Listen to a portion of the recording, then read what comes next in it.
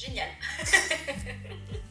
Très très bien, parce que ça permet vraiment de voir tout de suite s'il y a eu des intempéries sur le secteur en fait, et de se rendre compte de l'ampleur notamment.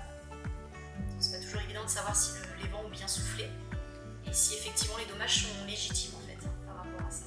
Et des fois on a des belles surprises. Non, et encore moins avec l'application, parce qu'on a l'attestation météo, je pense qu'on peut le dire comme ça, qu'on peut envoyer au client, et ça montre vraiment au client qu'on ne fait pas un refus parce que ça nous fait plaisir ou parce qu'on n'a pas envie de l'indemniser, mais que c'est justifié en fait. Que voilà, la force des vents n'est pas au rendez-vous, ou qu'il n'y a pas eu d'impact de foudre, et que le motif de son dommage est très certainement autre chose que l'événement climatique. Donc ça permet de, on va dire, d'atténuer parfois le mécontentement, voire même de l'éviter, parce que c'est justifié. Oui, j'ai eu le cas hier en plus. Un monsieur qui nous a signalé un souci avec sa toiture, et en fait les vents avaient soufflé qu'à une 60aine de kilomètres/heure en fait.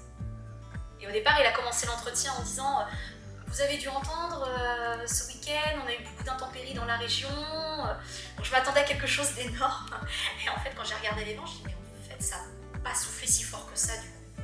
Mais eux parfois ont l'impression que la force du vent en fait est forte en fait, mais pas tant que ça finalement.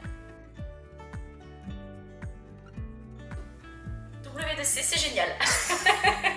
Voilà, j'espère qu'on va le garder.